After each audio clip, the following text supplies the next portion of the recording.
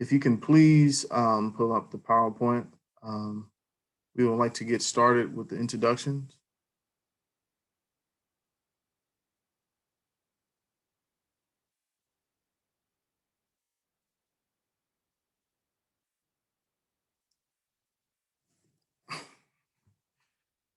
Okay, so again, my name is Danny Evans.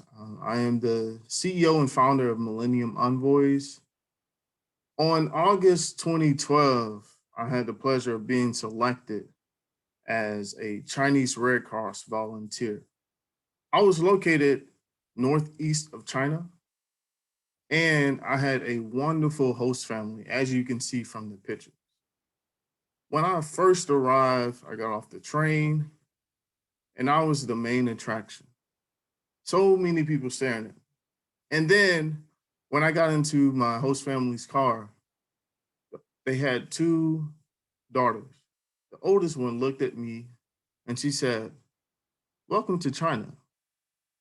And then she said, "You've been kidnapped, so you will never go back to the US." You know what I did? I unlocked the door and I opened it and almost jumped out. So her dad literally had to grab me and pull me back in the car because that's how afraid I was. However, later that night, I had another opportunity to meet more people in their community, especially their neighbors. When you look at those four little kids, they were frightened. They didn't want to touch me. They didn't want to see me. They was crying. It was a crazy moment. I never experienced it in my life. But over time, they began to open up to me, adore, adore me, play with me every day. One day, the little girl that you see, the smallest little girl, she came up to me while I was studying Chinese because my Chinese was okay. Basically, I was a baby speaking Chinese, but I was in college. And she said, "I can help you with Chinese if you play with me." I said, "Of course." And she said, "You know what I am to you?" I said, "What?" "I'm your mama. So from now on, as I teach you Chinese, you're going to call me mommy." Technically, she was right because as far as language, I was still talking like a baby. And she said, "I'm going to raise you." So every day, she would teach me new things. I would teach her new things because she wanted to learn English. And we had a grand time. Also, with my mom and dad, I had a chance to experience the true culture of China. And there were some crazy times because in China, you have to, as a man, you have to drink. It's a custom. And I had to drive most of the time because the father was drunk. So I literally drove around China. And there was one time we stopped at a toll booth. They had 10 cop cars just hanging out, drinking, doing whatever. And then they turned and they all looked at me. I looked at them. I thought I was going to jail. However, they all laughed. Like one of the cops dropped this whole meal and was just like, "Wow, like he's literally driving." And that was a great experience. And then I'm not sure if all of you know, but this week is Chinese New Year. And it's a custom for families to go to different uh, it's a custom for them to go to their friends and family homes to bring gifts.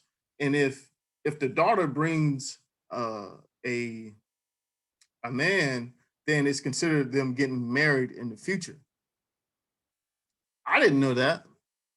So next, I go to one of the friends' homes and I go with them, not knowing what's going on. She was like, she was just smiling, looking at me, and she's like, "Oh, y'all getting married?" I was just, "What? No, no, no, no." And the mom had to explain to her that she wanted to experience the culture with me.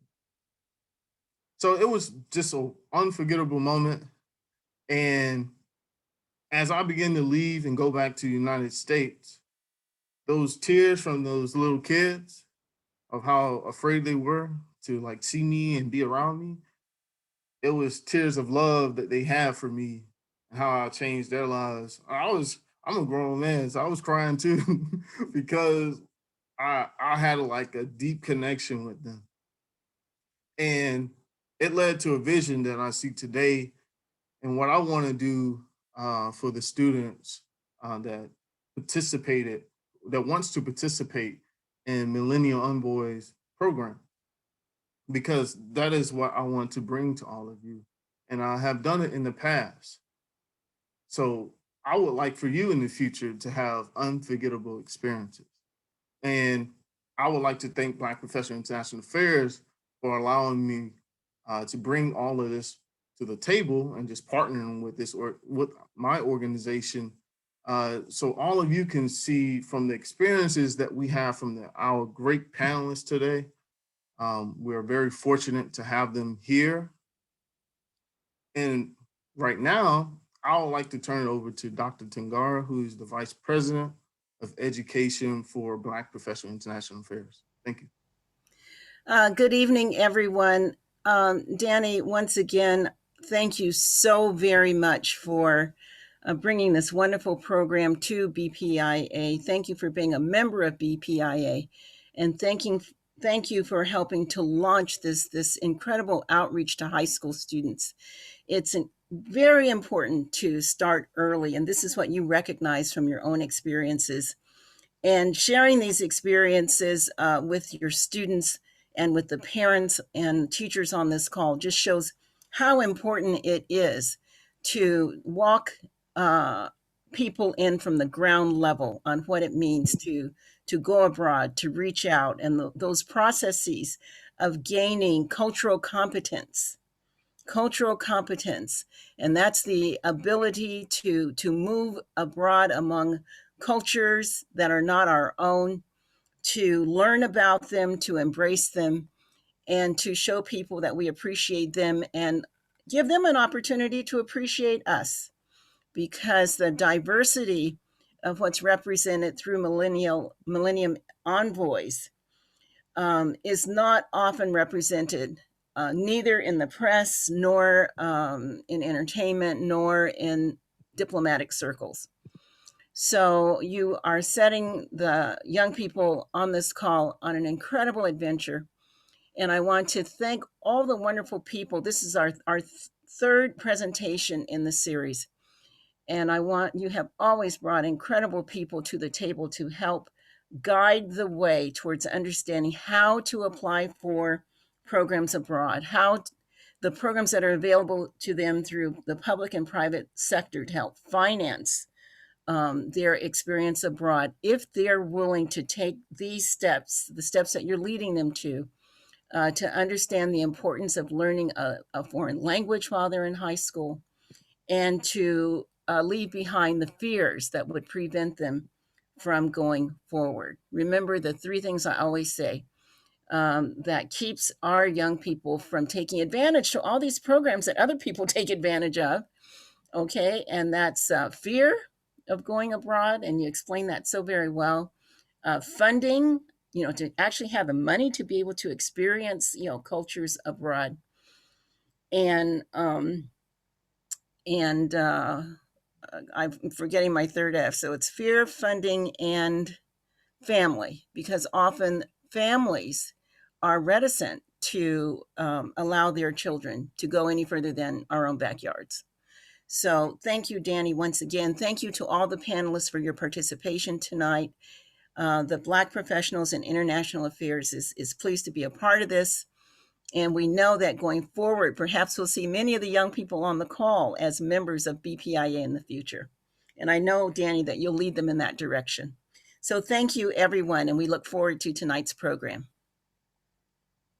Thank you, Dr. Tangara. So not only we want to lead you to our organizations, but we want you to be the leaders of the next generation.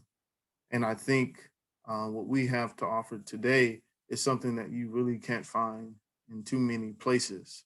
and luckily it's virtually, so we're able to reach an audience nationally. And now um, I would like to pass the mic over to our wonderful moderator for today. Um, some of you may not know this, and I know it very well because the person that's the moderator today is the high school president of the United States. And she's usually always busy, always involved in the community, uh, this thing to that thing to the, just so many different events that she's involved in. And it's remarkable what she's becoming in the community. So now I would like to pass it over to Gabrielle Mann, and let's get this program started. Thank you. Thank you, Danny. Hello, my name is Gabrielle Mann.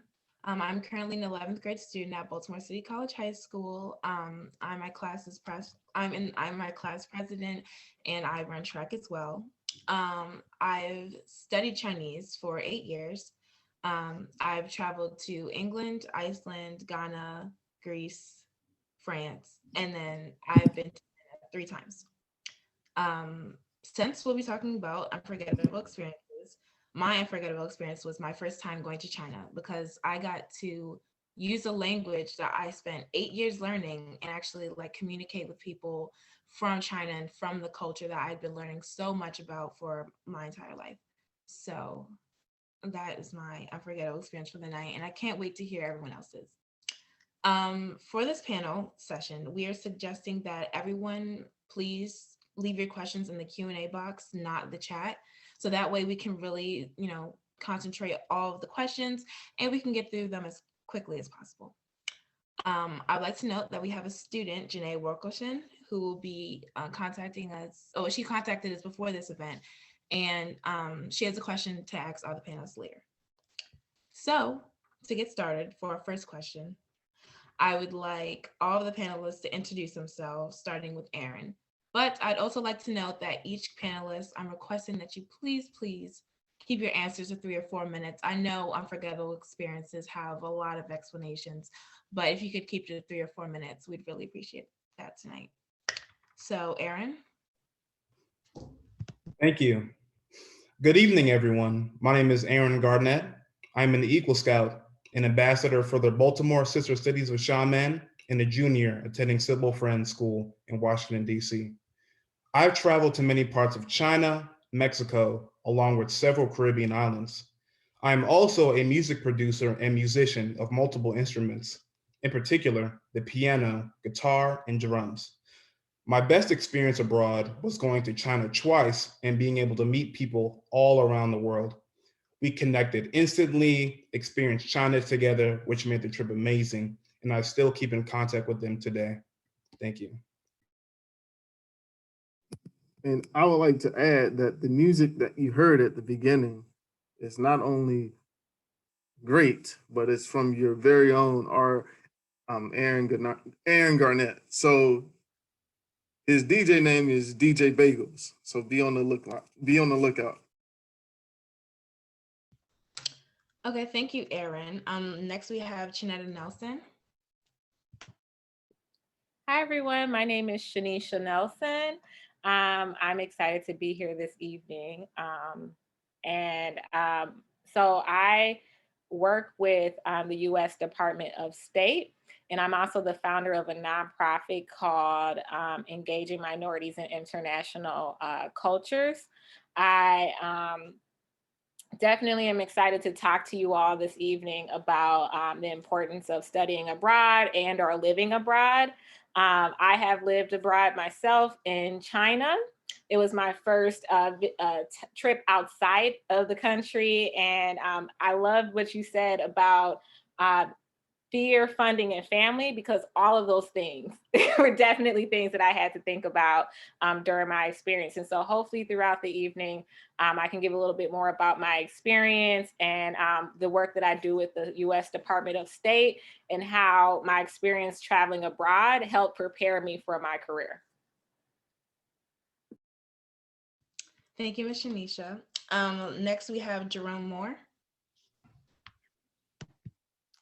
Hey everybody, how y'all doing? I'm Jerome Moore. I am the CEO and founder of Community Changers, which is an organizations that help community recognize the power that they have to change their community. And I do that through community power building content. And some of that content is Black Americans Making the Mark, Stories Abroad, where I talk to Black Americans that are living all over the world to talk about being Black in the diversity of Black experiences that they have in different countries beyond the United States, and just the different social and economic experiences that they have as well. I've had the opportunity of living in Paraguay, South America. I also had the opportunity of living in Costa Rica, Puerto Jimenez, and I also lived in Xiamen, China.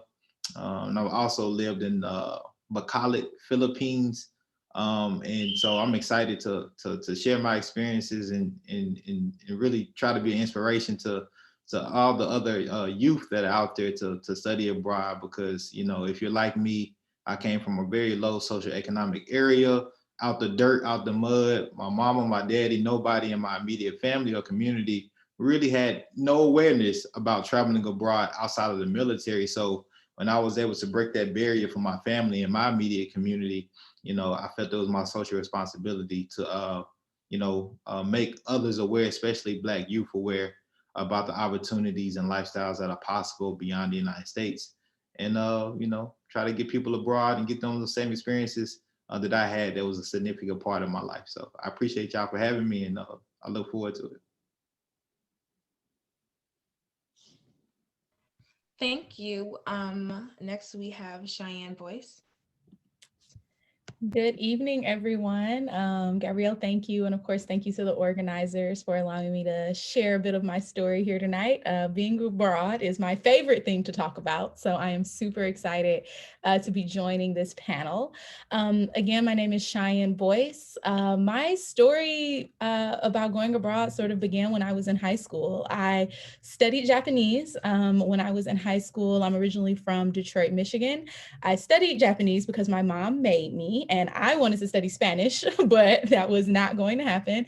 Ended up studying Japanese, did a 2-week exchange program while I was in high school, and it completely changed my life. Similar to Jerome, I didn't have anyone around me in my immediate family who knew anything about going abroad. I didn't know anyone who was trying to go to Japan, and that just seemed like the craziest thing at the time. But the experience changed my life. I had the opportunity to stay with a host family, and just the cultural experience really showed me that people are not as different as sometimes the world likes to make us think we are.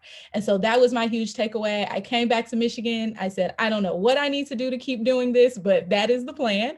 Ended up going to Spelman College in Atlanta, where I studied international studies and Japanese studies. I did another year abroad. While for my junior year of college, I went back to Japan, was living, working, just being in college there. So that was awesome.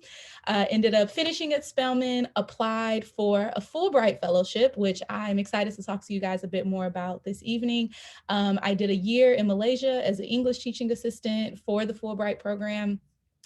And while I was doing that, I was also in graduate school at American University, where I studied international peace and conflict resolution. So while I did all of those things, you know, my interest in being abroad, global education continued to grow. I also ended up doing another program that I will share a bit about later in Indonesia, and really got a great sense of what it's like to be in East and Southeast Asia. A lot of my research focused on that area, which was super exciting. Went on to continue working in global education for the last 4 years. I was director of program development at an organization that did US-China cross-cultural exchange programming. And I recently left that position to go to an organization called HubSpot, which, you know, I'm sure you guys see here on the screen. And I am currently a strategic partnerships manager for the Education Partner Program. And I basically manage education programs for HubSpot, a software company for historically Black colleges and universities, Hispanic serving institutions, and community colleges. So in this experience, I've been able to take my love and interest for equity and diversity in global education, which I got from being abroad, and bringing it into the tech space. So global education has definitely given me a career. I've, been able to move around and have a lot of wonderful opportunities. And like I said, I'm excited to share a bit more about that with you guys this evening. So thanks for having me. Thank you, Ms. Cheyenne. Next, we have our last panelist of the night is Angela Avonce. Hi everyone, my name is Angela Avonce. I am a third-year undergraduate student at Yale University. I'm originally from Orlando, Florida, and I really got the chance to study abroad for the first time in high school. So the very first time I went on a plane was in second grade to Puerto Rico, and that was the last time until I got the opportunity to study abroad in China for 6 weeks through the Nisley Scholarship. So Nisley is the National Security Language Initiative for Youth program. And so I spent 6 weeks in China the summer after my sophomore year of high school when I was 15 years old. Did not have any previous Chinese experience. I could not take Chinese classes at my high school. It wasn't offered. Private classes were very expensive. And so I tried to teach myself a little bit Chinese, but you can't really teach yourself Chinese to the extent that you really need to know the language. But anyway, so I went and spent 6 weeks in China through the Nisley Scholarship program. And then my senior year of high school, I reapplied to the program and ended up earning a scholarship to study abroad for 10 months in China again. So I took a gap year before starting my first year at Yale. Then after my first year at Yale, I received a fellowship to study abroad in China again for 2 months at Tsinghua University.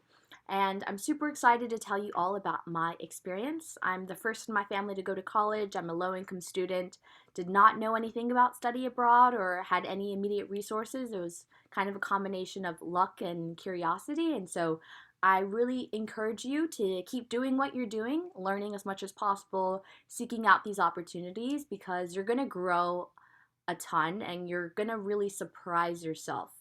And it's an incredible feeling to be able to open so many doors and opportunities. So I'm really, really excited to talk with you all today and to listen to all of our other incredible panelists. Thank you, Angela. So now that all the introductions are over, we're gonna get into the real questions now.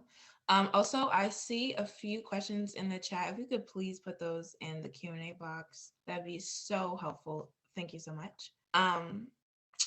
So the next question I'll be asking is for Aaron. Between your 2 trips to China as an ambassador for the city of Baltimore, what did you take away from those experiences, and why do you think all high school students should experience studying abroad? Okay. Before I start my presentation, I want to give a brief explanation for why high school students should study abroad. High school students should study abroad because of new experiences, such as riding on bullet trains and seeing new sceneries and cityscapes, such as towering apartments and massive hotels. When I visited China for the first time, the hotels were beyond luxury and were straight out of a scene of a movie. High school students can also view new historical sites, like when I walked the Great Wall of China, but it's not really a wall. It's like a mountain and a hill combined, so you got to be in shape to walk up that hill. Additionally, high school students can enjoy distinct culture and family life, meet new people, taste and experience new foods and restaurants, explore business opportunities, see if they like a different country or culture, make memories, and practice a language that they learned in school. Now, moving on to my presentation.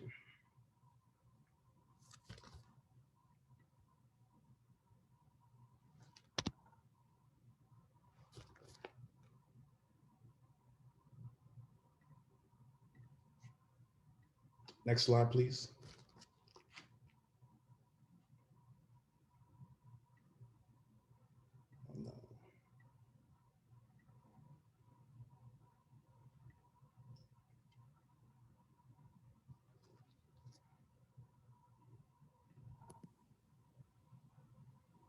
PowerPoint.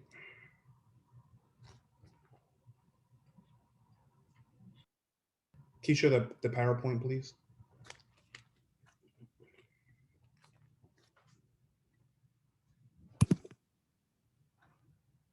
Thank you.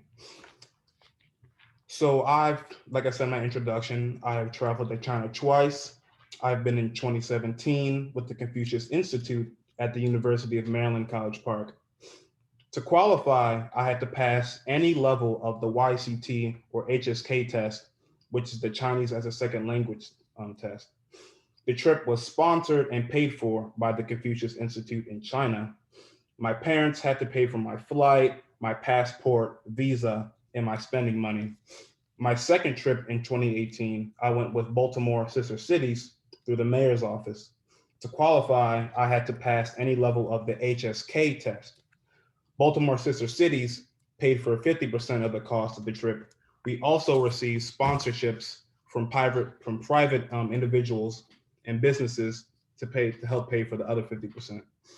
My parents paid for my flight, spending money, and gifts for families we visited in China. I didn't need a visa for this trip because I received a 5-year visa in 2017, and a visa is a permission from a foreign country to enter its borders. Next slide, please.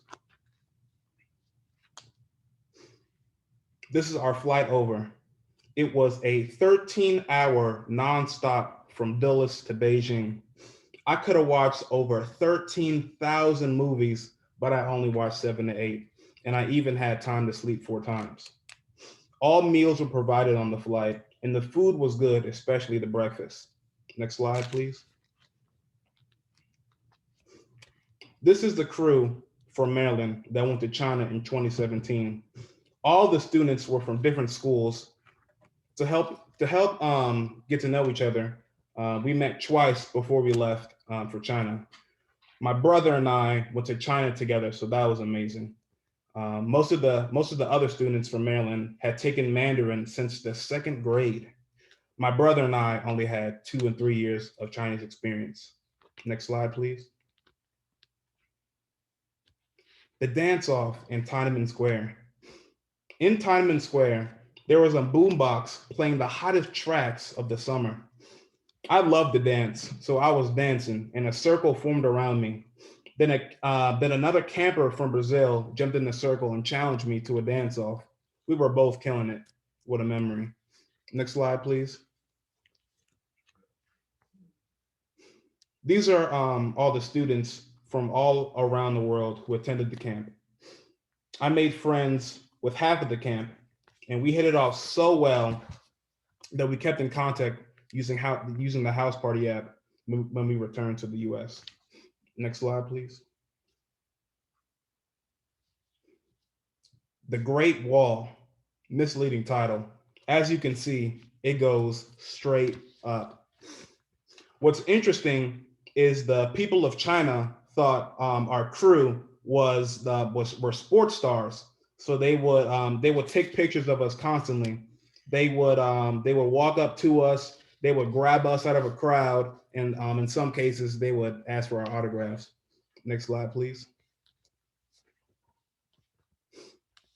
In China, we walked everywhere, and this photo is the same day as we visited the Great Wall and had my dance off, so I was beyond tired.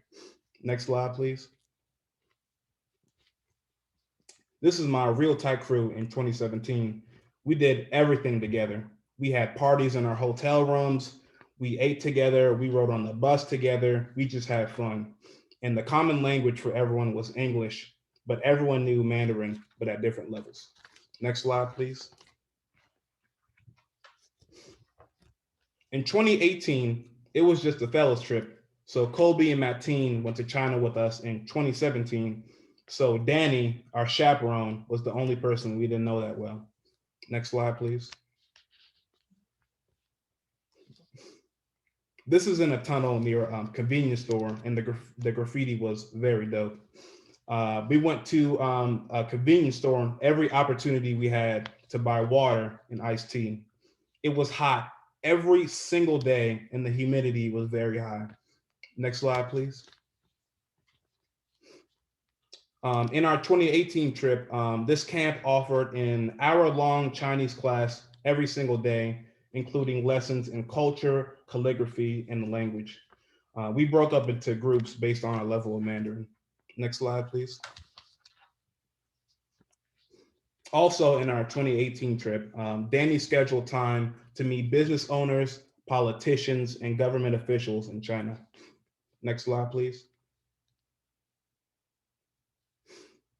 We were introduced as ambassadors this day, so we did loads of fun stuff like play instruments, play ping pong, and practice martial arts. Next slide, please. On this day, we had traditional Chinese Day or Culture Day, and it was called International Day. And each country had to present a skit to tell something about them.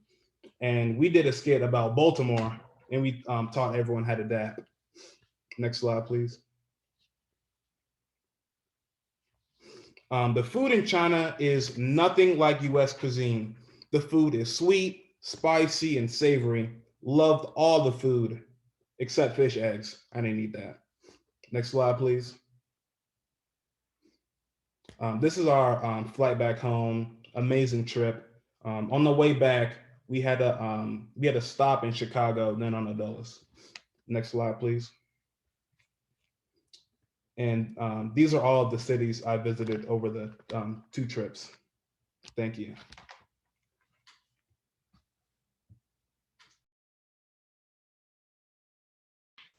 Thank you, Aaron, for that lovely presentation. I'm going to check the Q&A chat just in case anyone has any questions for him.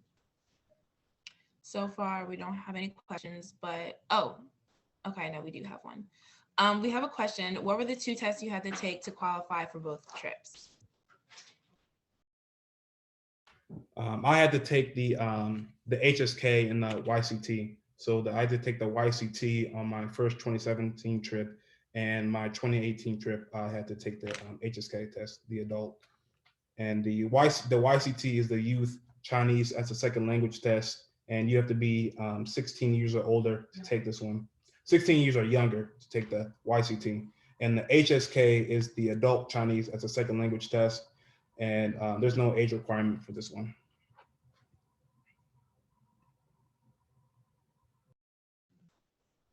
Any other questions before we move on? Will the links and resources be provided afterwards for these tests and whatnot, Danny? Yeah. So I'll give them my email address at the end. And if they have any questions, they can follow up with me. I would like to add this as well. When I was with Aaron in China, they saw how he spoke Chinese. And he's basically, when we walked into a restaurant, the whole crowd just stopped eating. It was like a movie scene. And it was one of the great experiences we had because we kept talking about it over and over again. So you never know what will happen when you study abroad. And I think I put in the chat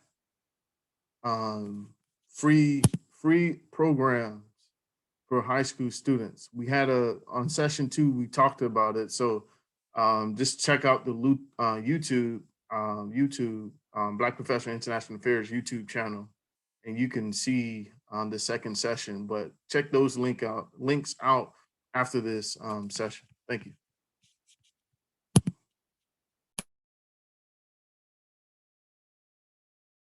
Okay, so now we have a polling question for you all that'll be up in a moment. It's just 2 questions, just to see where you guys are. Our first question is, which languages would you like to learn in the future? And you have multiple options for that one, as well as which city would you like to travel to?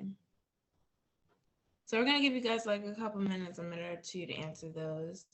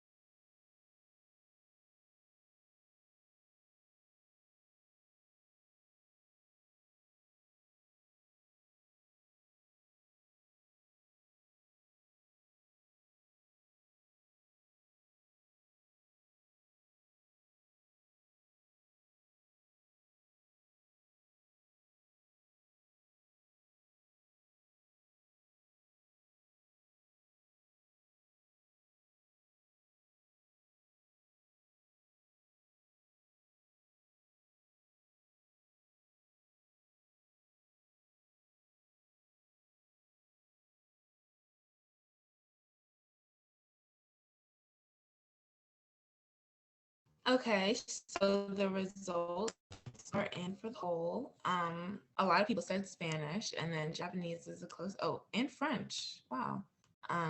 Yeah, our top three are Japanese, Spanish, and French. And a lot of people really want to go to Paris, Jerusalem, Seoul. So we got a little bit of diversity in this group. Um, okay, so moving on to the next question. This question is from Chanettia, the student I mentioned earlier who contacted us. She's going to introduce herself and then ask all the panelists the questions. So, yeah.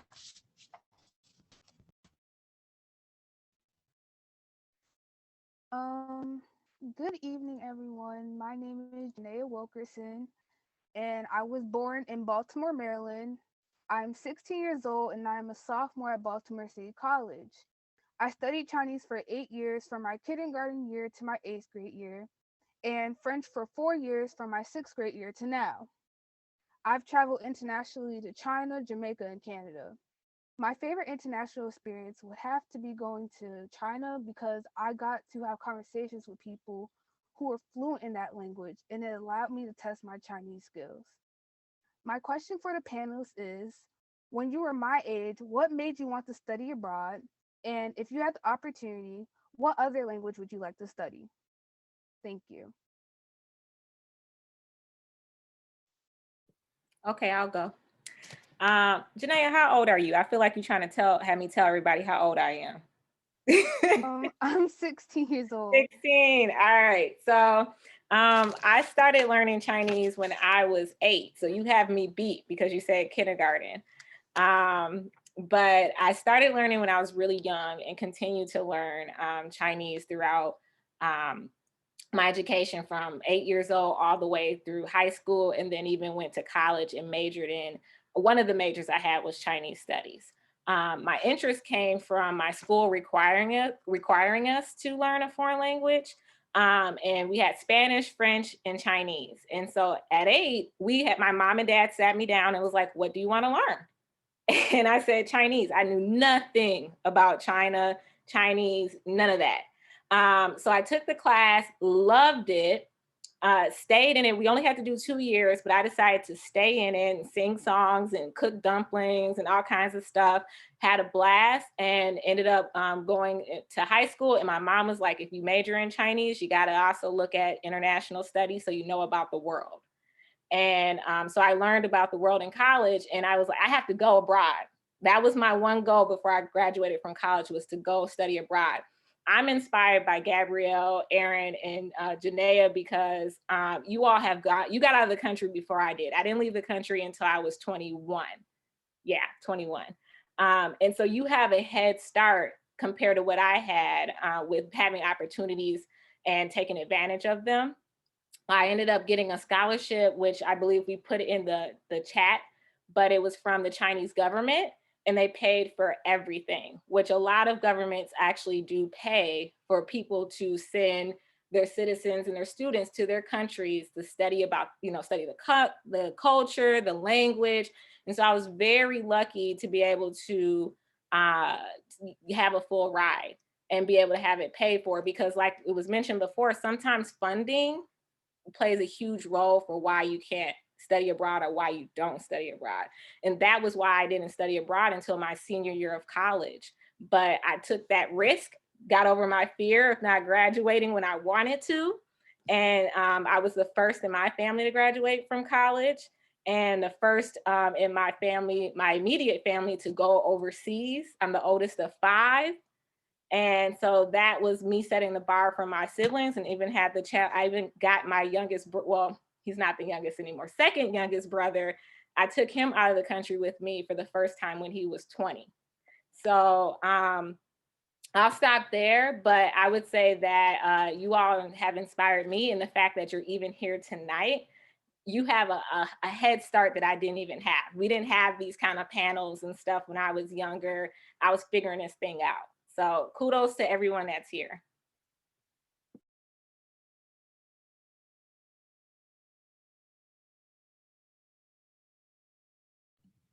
Do any other panelists want to answer Janae's question before we move on? I'll take a shot at it.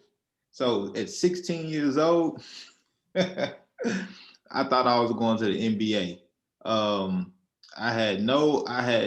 It was nothing around me, period, about international travel, leaving the United States. It just wasn't in my mind. I was going to the league, and that was that. I was gonna make hundreds of millions of dollars playing basketball. And so, about languages and stuff like that, we had Spanish and stuff, right, in high school, but we didn't take it serious in the high school that I went to. We was playing spades in Spanish class, and everybody was, getting the answers from each other, right? That was my reality. And that just, so, everybody, all of the youth that are tapping in now to this phone call are way beyond, thinking and perspective than I had when I was at 16 years old, just because of the environment I was in and just a lack of awareness.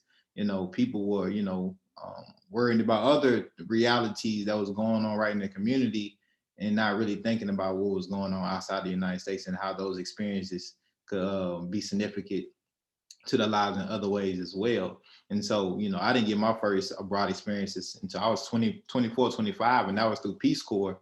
And even finding out about Peace Corps, that was through Google. I didn't have nobody tell me about that. I had to find that, and my curiosity and my growth throughout the years led me to, the Peace Corps and learning another language, in which now I speak Spanish. But at 16 years old, I had no idea, no clue, no recollection, no nothing. And so you're doing a lot better than me. So good job. Keep it up. If I can weigh in on the languages for Janaya and all the others that are on the call. I studied French, and that started in 8th grade, and that was quite a long time ago. There was no Chinese or Japanese. I mean, the Americans weren't paying that much attention, and you certainly couldn't learn it in high school or even earlier. So, but one of the ways to consider what you might select as a language, depending on what's available at your school, is to look at a map. I think the polling there was really, really interesting. I mean, I ended up taking French, but what did I do with my French? I ended up becoming a historian of Francophone Africa. Okay, I mean, if you want to do French, you just don't go to France.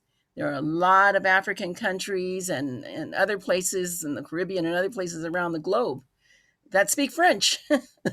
So what you might want to try is to explore with a teacher or with a mentor, where these languages are spoken around the globe. And think about the places you might want to go, places you might want to work or become a specialist. And you might pick Arabic, okay, or who knows, any number of languages, because they're all across North Africa, Morocco, Egypt, all these places, if you speak Arabic, you can move seamlessly among the people. So just think about getting a world map or a globe and learning a little bit more about where all these languages can be spoken. Thank you, Gabriel. I can tap in this question also. So not when Janea was 16, but when I was in elementary school, we had an exchange student that lived with us for 4 years, and his mother used to come and stay with us for every year, and she spoke only Mandarin, no English. So she would cook authentic Chinese food for us, and I absolutely loved it. And I wanted to be able to communicate with her, and I was nosy, and I wanted to know what our exchange student Jack was saying on WeChat with his friends from China. And also my 2 other brothers took Mandarin in high school. So I couldn't wait to learn Mandarin. So I started in middle school and looked forward to visiting China to experience the food.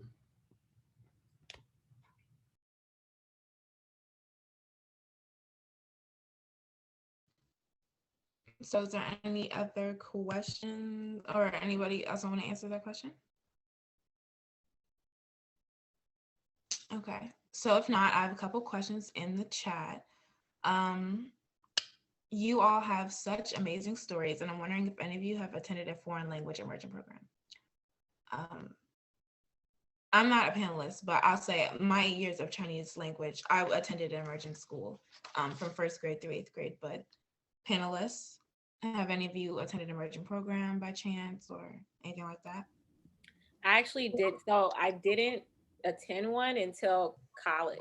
So I actually did everything from elementary school all the way through college until my senior year was Chinese and in my regular classes. But when I lived in China, every single subject was taught in Chinese, and it was overwhelming.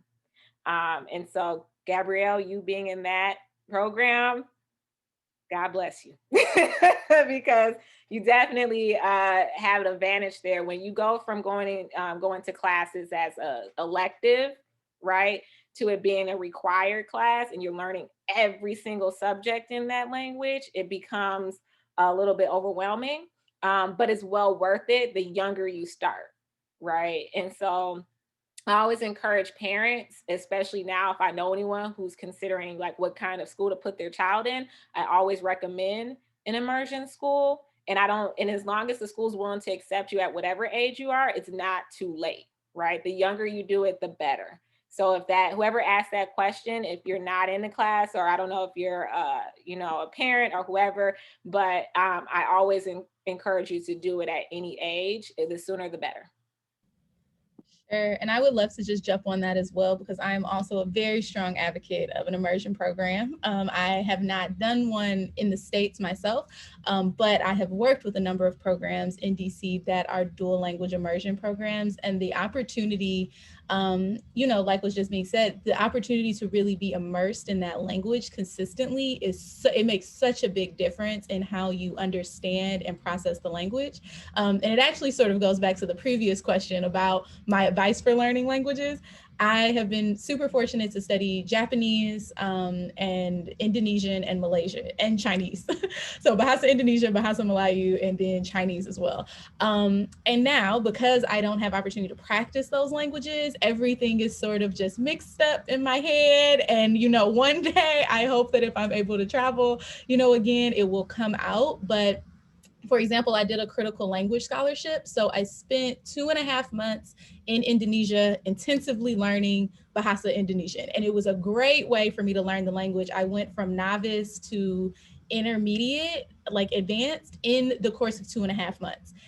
A great way to learn the language. The problem was when I came back to the States, I all of a sudden didn't have anybody to practice with. And so that then becomes, a bit of a challenge. And that is why one of my pieces of recommendations for sure is, as you think about the languages that you want to study, think about what you want to use that language for, what career you may want to explore, and how you'll be able to make sure that you can continue to practice the language. Because I do believe it's still here in my head, but because I don't practice, it is a challenge to recall some of those things. So yeah, I do definitely advocate for immersion programs. And if you're able to apply for like the critical language scholarship or the NSLI-Y program, like Angela has discussed, I think it can do amazing things for your language abilities for sure. So I actually did a immersion course myself. It was called the Concordia Language Village, and it was actually located in Minnesota. And I did it twice, and they have multiple languages, but I did Chinese, of course. And in that immersion camp, as soon as you got there, you had to sign in Chinese, and I was a straight beginner, so I was like, "What are they talking about?" So in the camp, it was grueling, but it was fun at the same time. But the food was amazing also. They had a store, they had cabins and everything, and it was just a great experience. Yeah, I had a question in the chat about an immersion program. So if you don't know what an immersion program is, it's basically it's where you attend a program or a school, and it's high intensity learning. So most, if not all, of your classes will be in the language that you select. Yeah, in my case, I did Chinese all 8 years. And then once I got to 6th grade, they decided that I needed to learn French. I don't talk about learning French because I'm not very good at it yet. I'm still learning French, and I'm going to keep trying. So, that's just to say you don't really have to be super young to start an immersion program, because not everybody here started when they were in 1st grade. So just know, it doesn't really matter how young you are when you start. It'll be easier if you start younger. But, whenever you decide that you want to pick it up, it's really, if you can really find some great opportunities out there. So if there's no more, does any other panelists have anything else that they'd like to add to that? Yeah, let's go to the next question. Okay. Yeah. So our next question is for Jerome and Cheyenne. You've both participated in government-sponsored programs that have taken you overseas. Jerome with the Peace Corps, and then with Cheyenne with the Fulbright program. Could you guys tell us where you went, your experience, the experience you got in those countries, and tell us about those programs and what made the experience unique? Ladies first. Sure, no problem. So as I mentioned in my introduction, I had the awesome opportunity to do a Fulbright English teaching assistant program to Malaysia in 2015. So as an English teaching assistant, I was responsible for working with about 300 students every week. I was in a very small rural village in Malaysia. I kind of mentioned earlier that I'm originally from Detroit. I went to school in Atlanta. I currently live in Washington, D.C. So I'm very much a city girl. And so they took this city girl and put her in rural Malaysia in the jungle with the monkeys and the cats and all of the things. And it ended up being, just such a pivotal experience in my life. And like I said, as an English teaching assistant, I worked with students every week, but I also had the opportunities to run my own programs and projects. And at the time, I was very interested in the role of cross-cultural exchange programming in the conflict mediation process. So basically how somebody going abroad can help them be less likely to want to be in violent conflict with someone from that country. And so I ran a program for some of my students. We went from Sit Kedah, Malaysia, which is where I was teaching, to Kota Kinabalu, Sabah. And so for my students, a lot of them, this was their first time out of our sort of immediate village area, but most of them had never been on a plane before. And I was also teaching in a school that was predominantly ethnic Malaysian. And so most of the students were Muslim, and they hadn't really had a lot of exposure to some of the other ethnicities or religions in Malaysia. So we did this program. It ended up being an amazing experience. I've never worked so hard on a project in my life. But it was really just such a valuable opportunity for those students to have that exchange experience. And so because I was teaching, that sort of material, I ran the program for those students, but then at the same time, I was also having my own very deep cultural immersion experience. And so, like I said, the environment was different, the food was different, the weather was different, everything that I, was used to was just very different. The thing is, if you can figure out how to be comfortable in your most uncomfortable situation, then you have found some success. And so that is really what I did. I definitely relied on my community.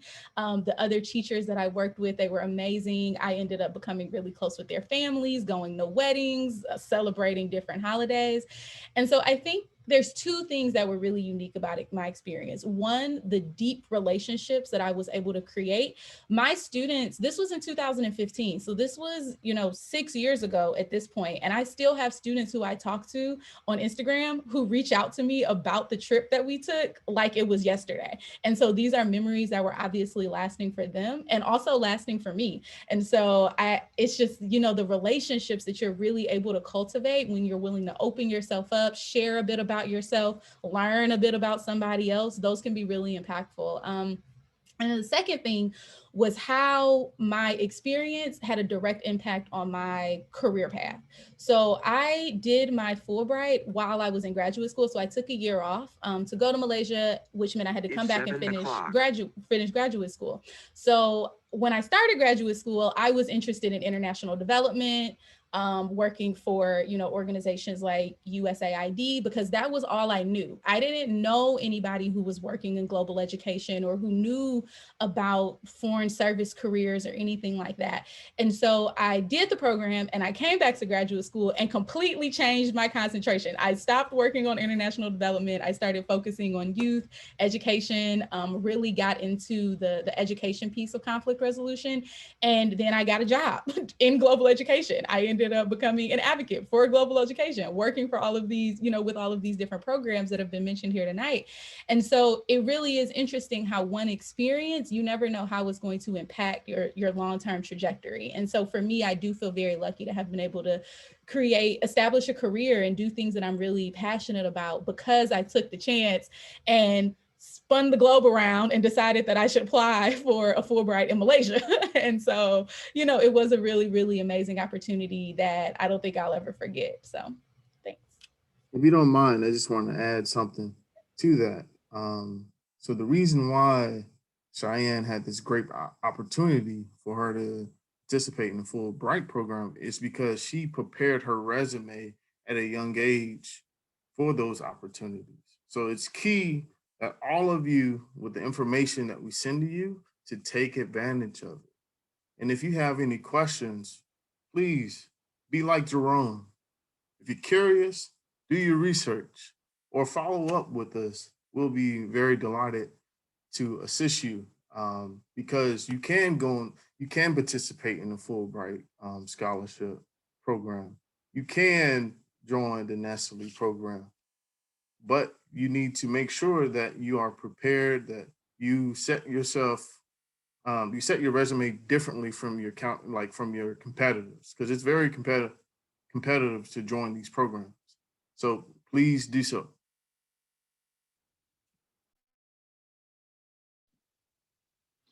Yeah, so my story is a little more unorthodox, I would say, when it comes to my journey in the Peace Corps. So the Peace Corps is a governmental agency where it sends American volunteers to different countries throughout the world for 24 months. Well, 24 months, and 3 of those months are technical and language training. And so prior to me going to Peace Corps, I was really entrepreneurial. I was doing some community, development, volunteering here in my home city in Nashville, Tennessee, the best city in the world. And I was, I was a rebel. I'm just a natural rebel. Don't like to conform and things like that. So, entrepreneurship is the way for me. But at the same time, I really wanted to figure out how other places around the world were doing community development, getting involved, get exposure that I just didn't have in my community down in the South of the United States. Much diversity, right? Really segregated in Nashville. And so I was in graduate school at the time, getting my master's in economics, business economics. So I'm just, trying to search, and I didn't have any money, so I couldn't pay for a program, right? And so I had to find out something like that was for free. And so came across Peace Corps, and because of my prior volunteer experience, community development experience, it made me really competitive along with my education. And so Peace Corps has different sectors. They have health, environmental, education. And they had the sector that I did was community and economic development. And so I applied, and I got accepted to Paraguay, which I had no idea what Paraguay was at the time on the map, but it's a little small country right below Brazil, right? And so just knowing that it was close to Brazil kind of excited me, right? Because I knew about Brazil. I knew Brazil was, the carnival was on the pop. So I was like, man, maybe I get an opportunity to go to Brazil during my stay there. And so I got there, and if it wasn't for Peace Corps, I definitely wouldn't be doing what I'm doing today. It changed my life forever. It gave me the exposure and perspective that I was really looking for, and it gave me the immersion, right? It just wasn't like a 1 to 2 week thing, right? It's an immersion experience. I didn't know any Spanish, zero, novice level. I know like hola, como esta, and adios, the stuff that we learned in the movies, right? And we barely say them right. And so it was really challenging in that part too. But you learn a lot about yourself when you do those programs. I learned a lot about my personality, my character. For somebody that I feel like I'm very charismatic, I'm very outgoing and sociable. When you can't speak the language, it really tests you who you are, and you're trying to interact with people, and you literally just you can't communicate, right? So you do a lot of body language, right? Do a lot of head nodding and saying yes to things that you probably shouldn't be saying yes to, but you don't know what else to say, right? You just want to try to get something out, right? And so during that time, right, I'm you put in your site. And I lived in Tour Bay, which is about 9,000 people, which is kind of more rural than urban. And so you put in this site in Peace Corps, and you're there to do a community needs assessment, and you really try to serve that community the best way you can. And many people do that in different ways. There might be English camps, it may be beautification projects, it may be exercise and health. It just all really, really depends. It might be doing business stuff with local co-ops and things like that, or the municipalities or anything like that. So, you really out there, and you really building relationships. That's what it's about. It's not about going out there saying, hey, I'm the American, I know more than you. It's about, really, building relationships with your community members, and really finding out, what do they care about? What do they feel is important in their community? And so, I did that. It taught me a lot about myself. It taught me a lot about my Blackness, right? Knowing that, many people didn't even think I was American just because I was Black. They couldn't correlate being Black and American at the same time, right? And so that opened up a whole new mindset for me, a person that's, very conscious about, my Black history in my community. So that opened up another floodgate that I don't think I would have been able to garner that type of perspective without leaving the United States about my Blackness, right? And so it led me to where I am today. I would encourage anybody that who may be like me, broke, don't have any money, and need somewhere, but have really good credentials, right? I had the degrees and everything, but just didn't have the money, or didn't have other people to help me navigate other ways. I would definitely encourage Peace Corps and recommend Peace Corps to anybody that may be listening. And it's a challenge. It's going to test you, but they all good challenges. And you meet people from all around the United States that come from different backgrounds and cultures than you, and you get to learn. And if you're open-minded, you get to learn a lot. But it's definitely worthwhile, in my opinion. And it led me to being able to go to live in China to do community and economic development. We really get paid this time, though, not be a volunteer. It led me to Costa Rica, being a director of an NGO in Puerto Jimenez. It led me to doing a private project in the Philippines. And if it wasn't for Peace Corps, I would not been able to have those opportunities and live extensively in these other countries and get to meet awesome, wonderful people throughout the world. And so if anybody wants to learn more about Peace Corps, I'm definitely an advocate for that, and willing to share more. But definitely unique experiences, and would not be doing what I'm doing today without that experiences. But I had to take the stairs. It wasn't no elevator ride for me, and that's why I'm doing what I'm doing now, because I don't want people to not know what I didn't know at 16, 17, 18 years old. And I want to be able to share that information now. And so, to alleviate some of the barriers, at least, that I had to go through to get to where I am now, especially in the international sector. And I just want to add with Peace Corps. So it's for, correct me if I'm wrong, Jerome, but it's for college graduates. Right. So we telling you now, so when you go to college, you already have an idea of what's out there for you. And they do have like graduate programs. So they connect with like George Washington University, where you can actually earn a degree volunteering in another country for like 2 or 3 years. So it's, the expenses are paid for. They do give you like a stipend, small, little tiny stipend that you can live off of. But they give you a lot of resources that will help you while you're living in that particular country. So I put a description of Peace Corps in the chat, and also check out the link after the event so you can have like more information. Can I add something else about Peace Corps? And Jerome, feel free to correct me on this, but it's my understanding too, if you do Peace Corps, it also counts as government service. So what that means is that if you do Peace Corps and after you finish that up and you're trying to figure out what you want to do with your career, and you say, hey, I actually want to go work for the government, the time that you've worked with the Peace Corps also counts towards time you've worked for the government, right? Yeah. So which is really beneficial if you decide that you want to be in the government long term. And I also believe they have some sort of partnership with even teaching, right? So say you want to become an educator and things of that sort, they have a pipeline, which would be another word for a pipeline would be just a way to help support you in becoming an educator as well. And you get some sort of perks for that. So know that the Peace Corps goes beyond, once you're done doing your Peace Corps time, you still get benefits outside of that, just because of the time you've served in the Peace Corps. Correct. Yep, exactly. And those benefits are all, like being upgraded every day, depending on the year of services. I did this service 2014, 2015. And so the application is and stuff are completely different. People can be more specific about the places they want to serve. Where when I applied, it was like, hey, we're gonna nominate you for a country. You may heard of it, you may not, but so now they want people to be more engaged and involved. So and they're definitely looking for more people of color to get involved too, because there's not much diversity in Peace Corps, just because just most people of color just don't have access to this information.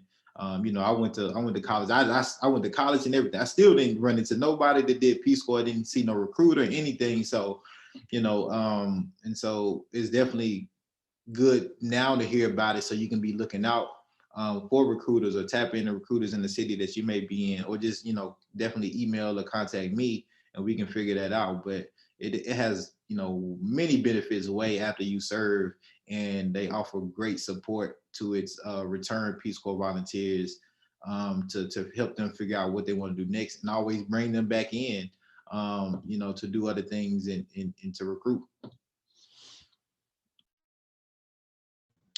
Thank you, Cheyenne and Jerome. I just want to say that I like when I was reading through the bios, because before this, I had to go through everyone's bio and get an understanding of everyone before I could meet them. And I really liked these two stories, especially. That's why I asked the question together, because it just shows that there's not one way to get halfway across the world. You don't have to take the same path as everyone. It's not always going to be the same journey. So you don't have to sit here and wonder, oh, why can't I can't afford the plane ticket. I can't do this. I can't do that. Don't worry. Look for your resources. Come to events like these where people are telling you about their experiences and giving you ways to get there. It's not always a dead end. You don't have to worry about money. You don't have to worry about, education. You can find ways to get where you want to be. So I just want to say that. Our next question is for Angela. So Angela, you grew up in a Spanish and English speaking household, and you took ASL lessons in your early high school career. So did your involvement with those languages contribute to your interest in traveling to China? And what pushed you to travel to China rather than another Spanish speaking country where you knew the language more? Yeah, of course. Thank you so much for that question. So I'm personally Puerto Rican and Mexican, so that's where the Spanish household, Spanish language comes in.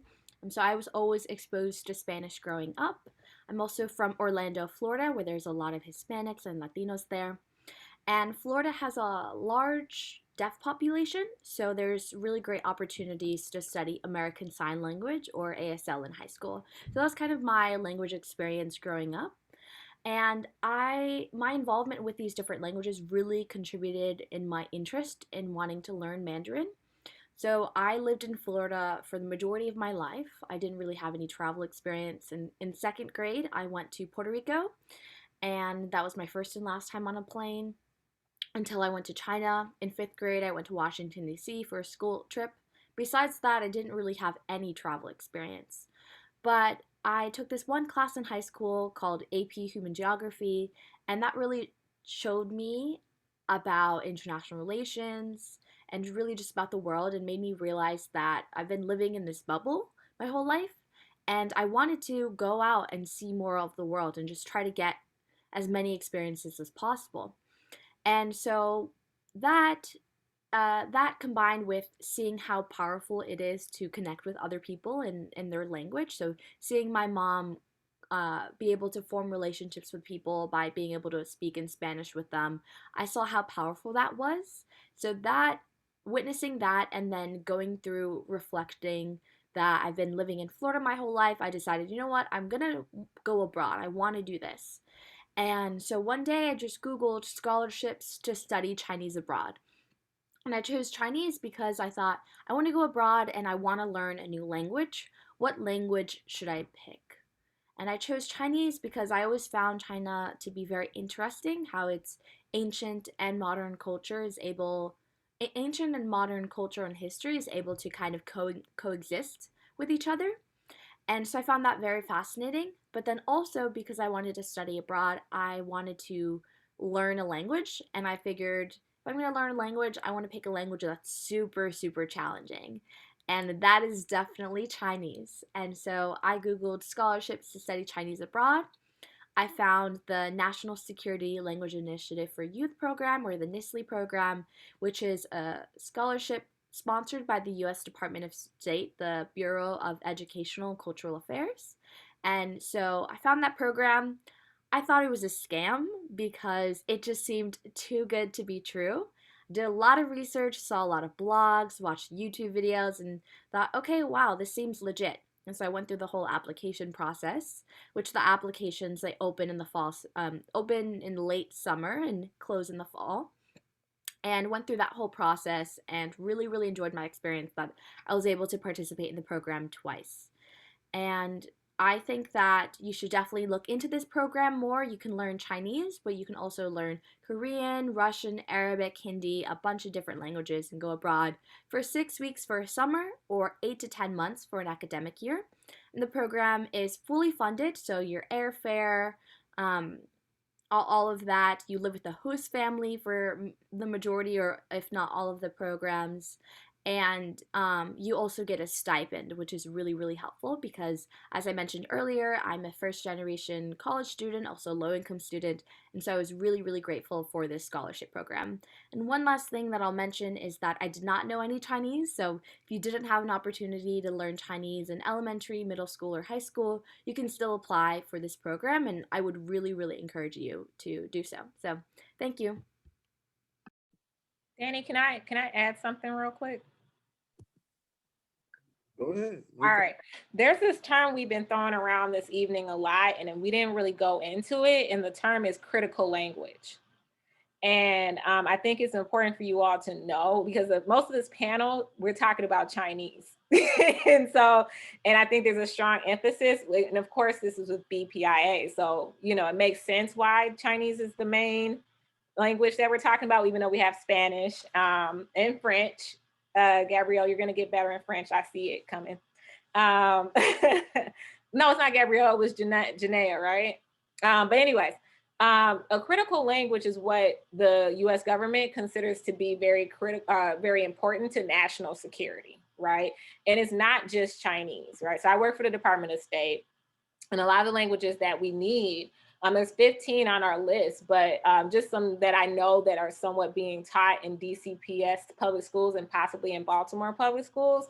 There's Arabic, there's Korean, Russian, Portuguese, and then even if you don't take it in school, you can do Persian, you can do Hindi, you can do Japanese. And so there are other languages you can take that are also considered critical languages that the government needs U.S. citizens to learn, to utilize that skill set to do global diplomacy, right?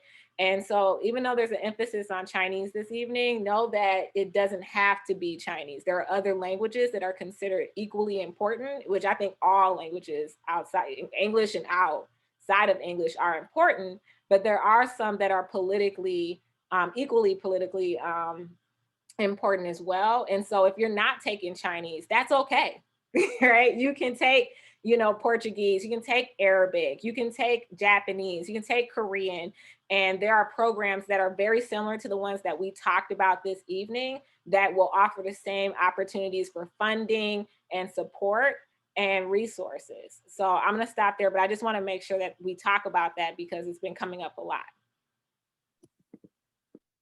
Thank you for the point.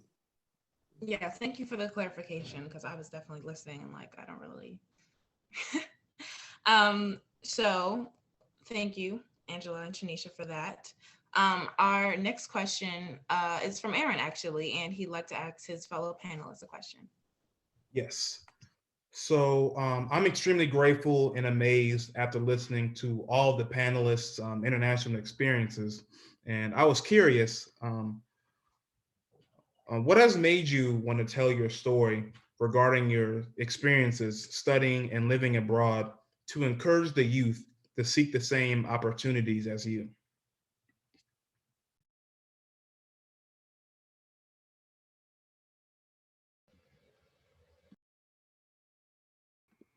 Yeah, I can take this question. But do we have a PowerPoint for this section or? Yeah, she's pulling it up now for you. Okay, perfect. Awesome. Yeah, so I would say that I really want to share my story because this experience really was life changing for me, and I can't stress that enough. It really was the catalyst to everything else that I'm working on. So I met so many incredible people. I have two amazing host families that I'm still in contact with today that I really love and admire so much. I've gained new experiences that taught me a lot about independence, about self confidence, and really gave me important life skills. And so, talking about my experience is really, really important to me because I want to give you all and everyone that I can the opportunity to know that these opportunities exist and they're out there. Because I found out about Nisley not from like a college or a high school professor or a guidance counselor or anything like that. I just found out by luck, just going on Google through some curiosity and interest. And so I want to really emphasize that these experiences are life changing. And in the study abroad international exchange arena, it can be hard for or rare. It's getting better now, but for underrepresented minority groups to be a part of study abroad and international exchange. And I think our voices are really, really important. These issues affect us too, and so we should be part of the decision making table. And being able to get to that point, you need to have some more experience. And so that's why I think study abroad is so, so important because oftentimes I look around the different rooms that I'm a part of and I don't see people who look like me. Like, for example, in my Chinese classes, I'm usually one of two of students who are not white or not Asian. And I think our voices really, really do matter. So that's why I really want to share my experience, to give back, to let people know that these resources and opportunities are out there and that if I can do it, you can do it too. And one last thing that I will say is that all of you here today should be really, really proud of yourselves and excited because you're taking the step to invest in your future and gain more experiences. And so I'm really, really excited for all of you guys and for all of your future. And it's been really incredible talking with you. So that's all that I'll say for now.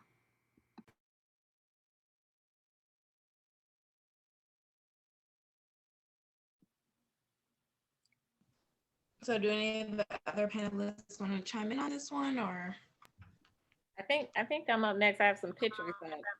So yeah, so I, like Angela said, when you're taking a lot of these classes, sometimes, especially if it's outside of French and Spanish, you end up being one of 20.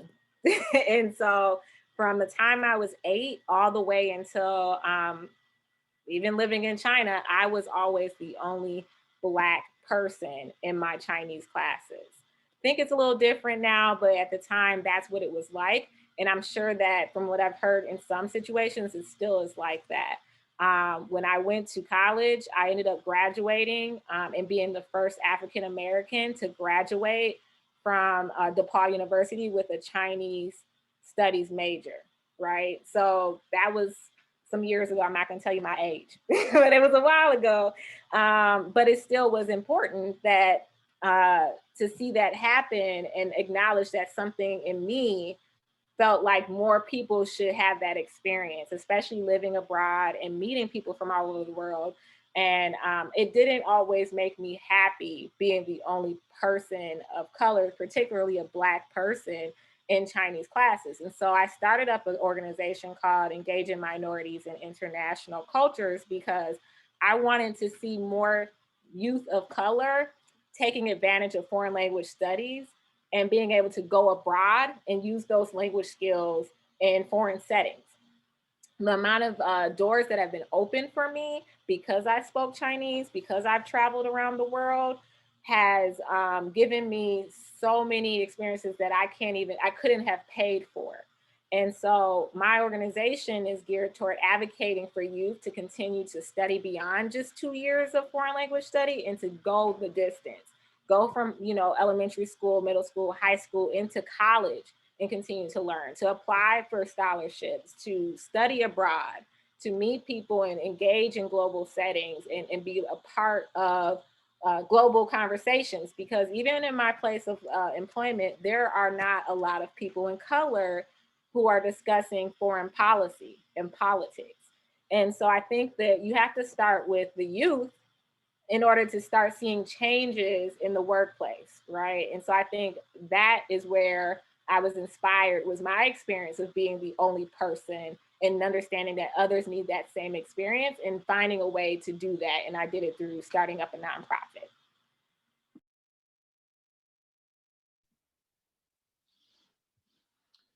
Yeah, so for me, it was Jerome, hold on. Before we go forward, can you go back 1 second, please?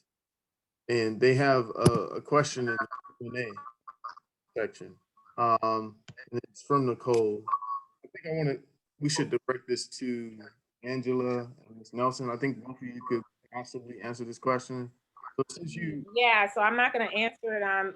It's not an official answer. I know we're being recorded. Okay, not official, but I will. Nicole, I did see that you have applied for the program.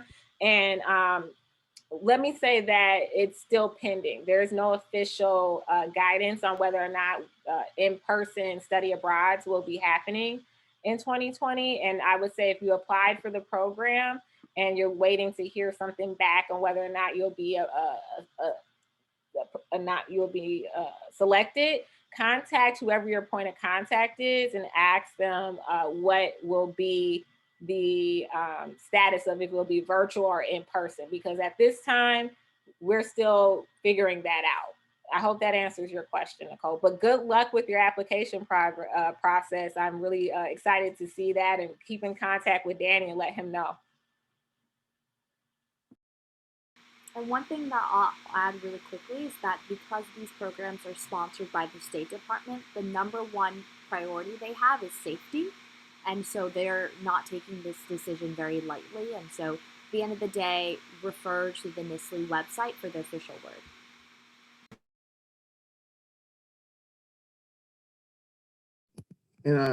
And I also see that Jerry has his hand up.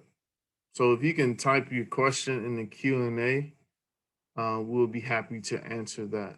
And then, we can continue to move on to the next slide with Jerome. Thank you guys for answering that question.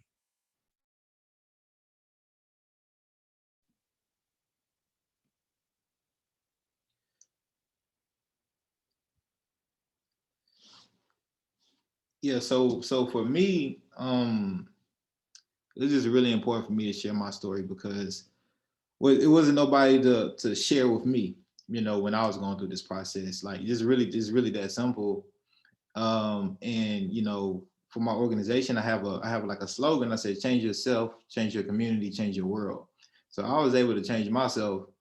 And now my main priority is impacting and changing perspectives and giving people in my community an opportunity, in particular youth, to have the same experiences that I have. And I believe if I do that, I'm essentially changing the world.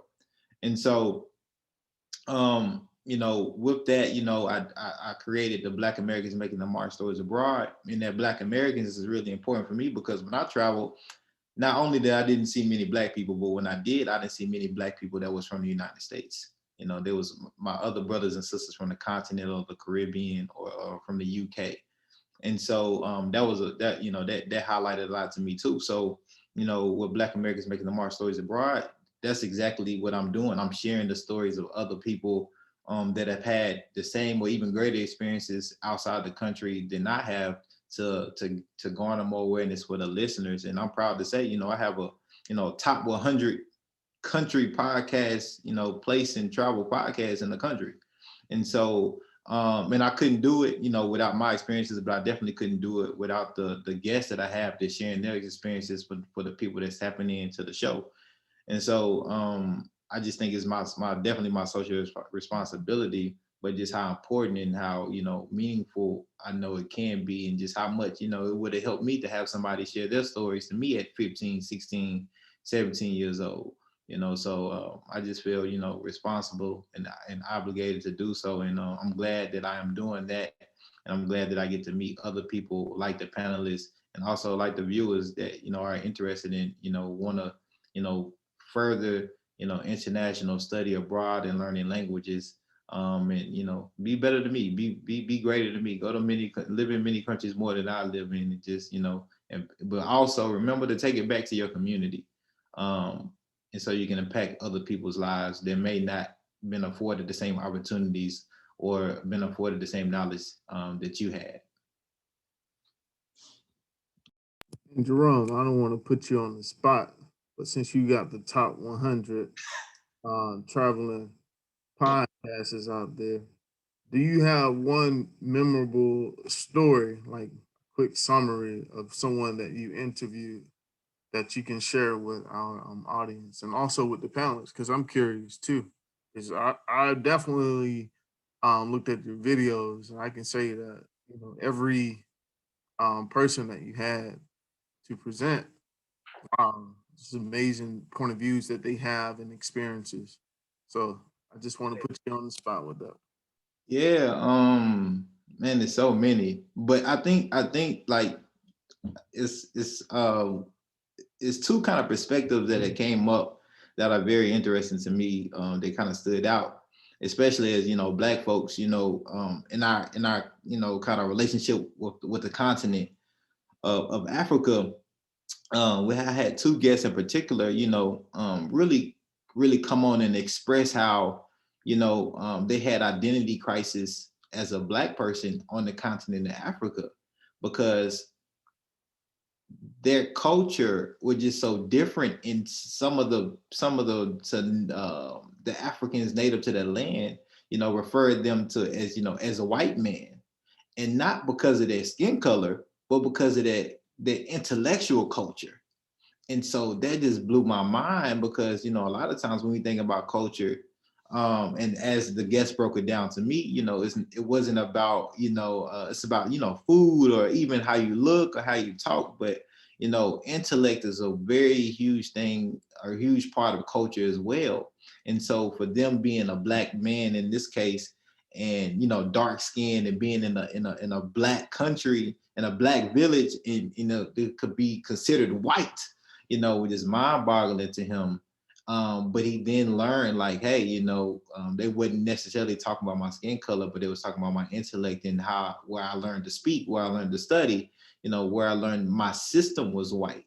And so that was interesting. But these are things I've learned that because I haven't traveled everywhere. And so even through these stories, I've learned that you can't find out a lot of these detailed things unless you leave, unless you go abroad, go overseas, and experience new things and learn firsthand from the people that live, indigenous peoples that live in these countries.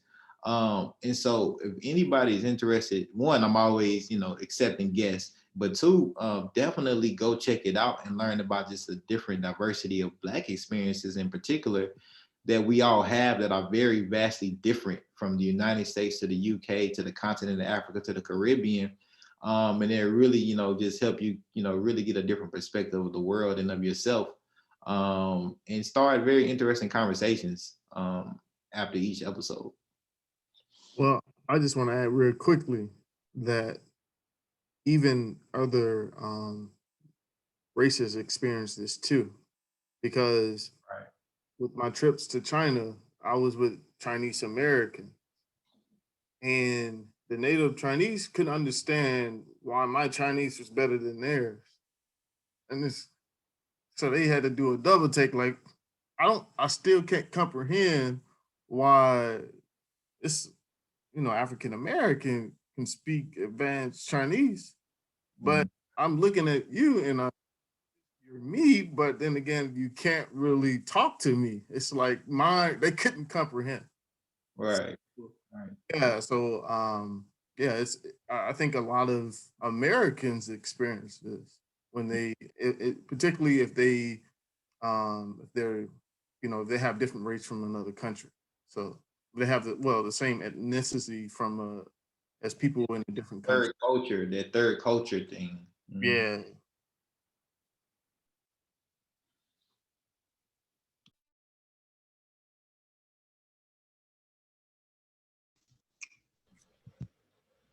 All right.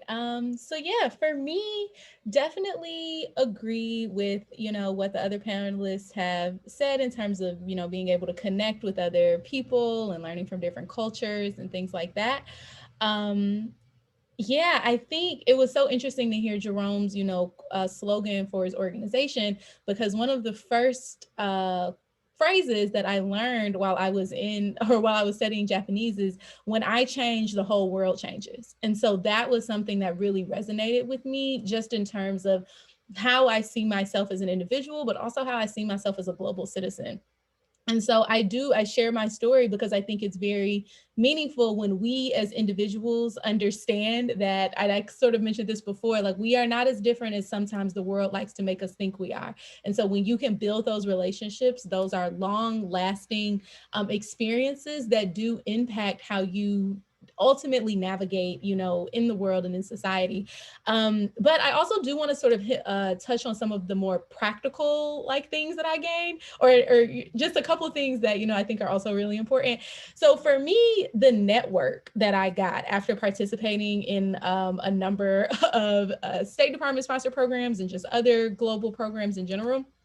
When I was in Malaysia, the cohort that I was with was 100 students. And so that was 100 people who all went through this very amazing experience that was great, but also had a lot of challenges. And again, it's been about 6 years now, but I still am, there's a few of us that I'm still very close with. And we talk often. And then there's also other people who I've been able to watch them as they've gone on to do certain graduate school programs and finish, go into new jobs and things like that. So all of those people are a part of my network, which is a very, something that I didn't realize was important until I was sort of finishing graduate school and I was living in Washington, D.C., trying to figure out how to make this thing work. But yeah, it is really, you make the friendships and the relationships that you build with the people that you're also experiencing these programs with, who are eventually going to come back to the States like you, is also really important.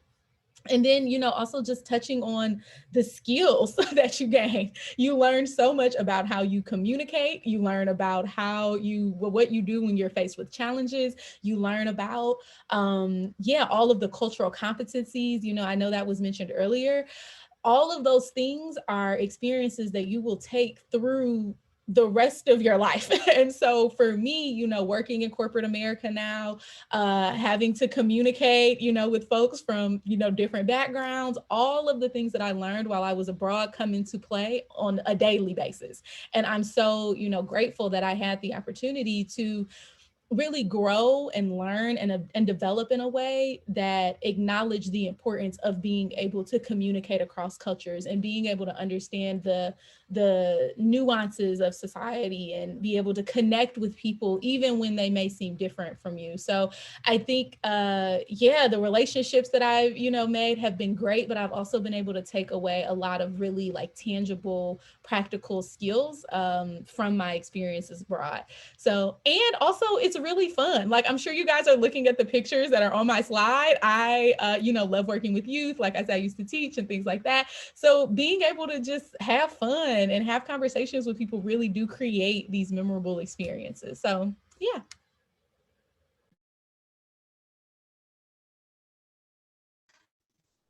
Thank you, panelists, for answering Aaron's question. Hold on, I have one more thing. Also, Gabby. okay, good. Yeah. So as far as Cheyenne, with your experiences, what's your top moment being abroad that you would like to share with everyone?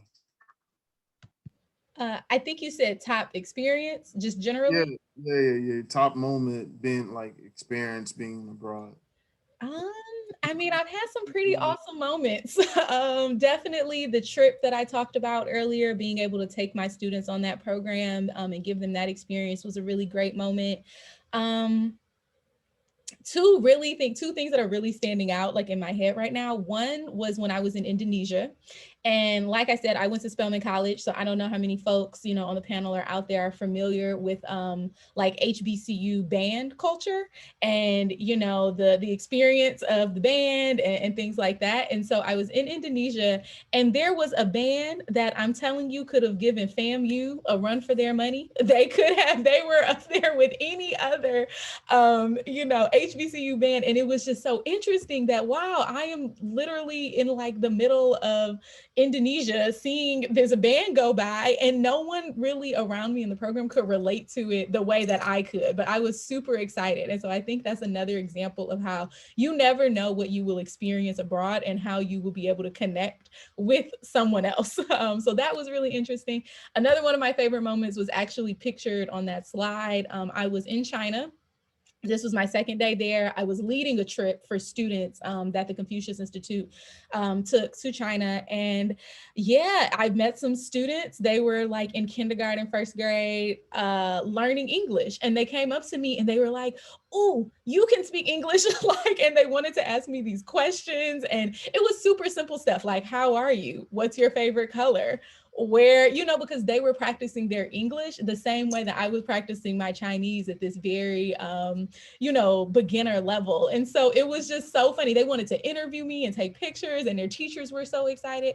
And for me, I was like, wow, I was in Chengdu, China. And so I'm like, the opportunity for them to potentially see just an American or an English speaker walking down the street that they can just, talk to like that isn't necessarily, often. Just like the opportunity for me to have that experience with some students in China also isn't often. So it was meaningful for both of us, So I think it's important that we also consider that exchange piece of these experiences and focus on how we can also learn, but also what we're giving as well as learning. So yeah, had some cool experience. Those were definitely among the top two.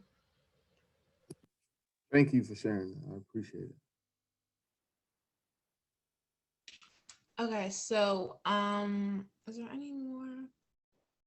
Okay, I was just checking the Q&A box, making sure there's no more questions, and there are not. Oh, I do see some. Is anyone in a fraternity or sorority? And if so, did you meet your sisters or brothers abroad? Yes. So I'm a member of Delta Sigma Theta Sorority Incorporated. And I went to Ghana in 2019, which was the year of the return.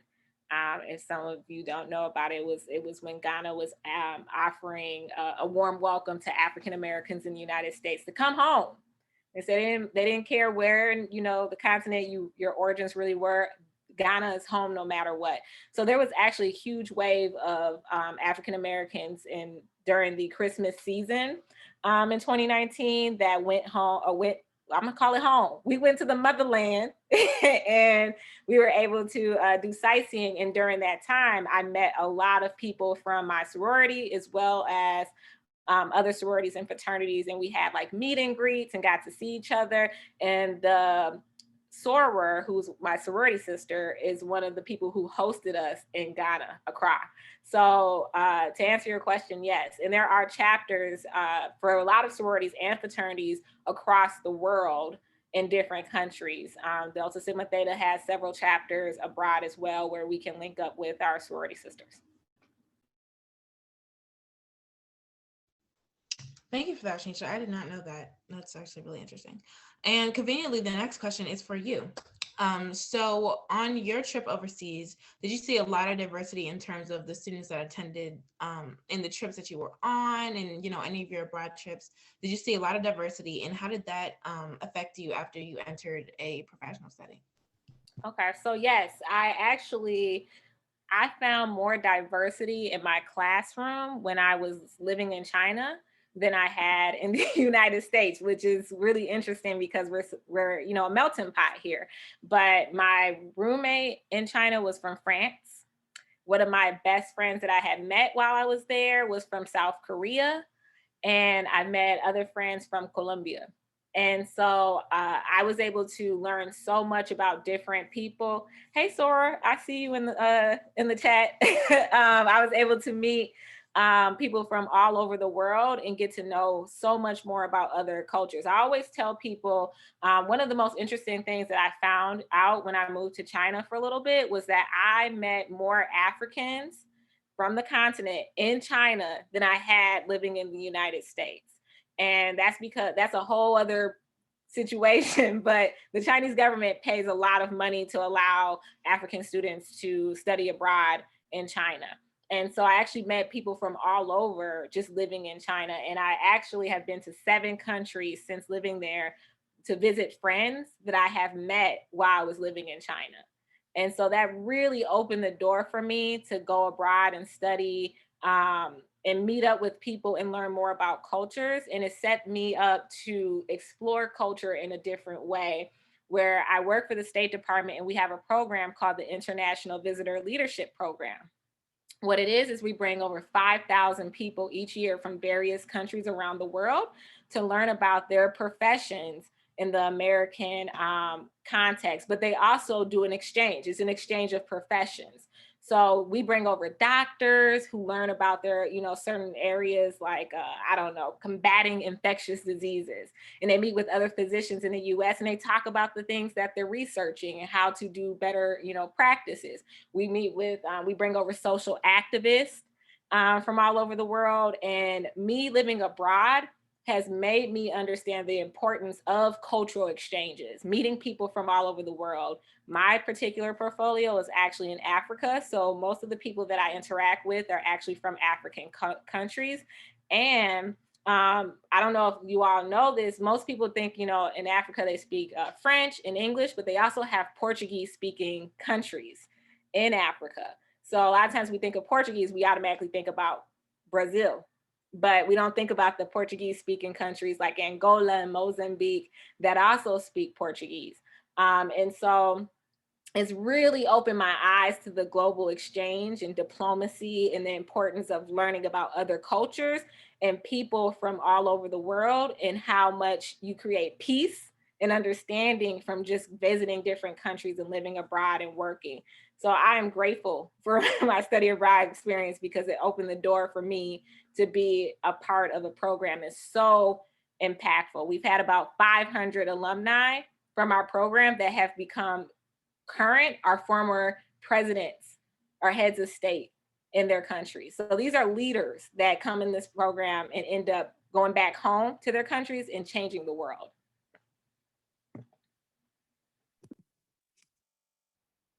Thank you. Oh, thank you for that, Chanettia. I think it's important to see diversity in all, and just wherever you are, especially when you're learning language. Being an African American, I was lucky to attend a public school, a public emergent school in Baltimore City. So it's mostly people of color. So I didn't really get the experience of being the only person in a room of 20 people. But it's really important to take what you learn and then bring that to your community and bring that to others so that they can have the experience that you had. So I want to say that. My next question is actually for the audience. So I believe it'd be a polling question. After hearing the panelists from session 3, Unforgettable International Experiences, are you excited to study abroad? We'll give you guys like a few 2 minutes to answer that because we only have a few things to talk about after this. So.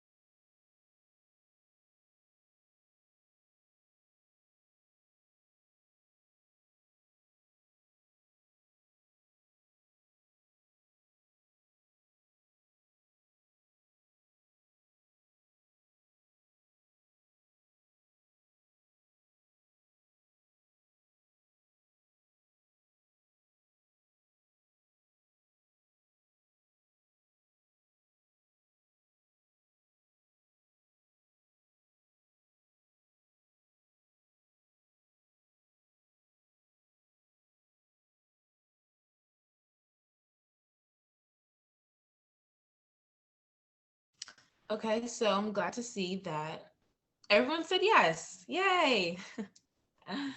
um, so our last question of the night is for all panelists. Is there any advice you can give to young people who will study abroad um, or who will study abroad or study a foreign language for the first time? Do you have any advice for those young people?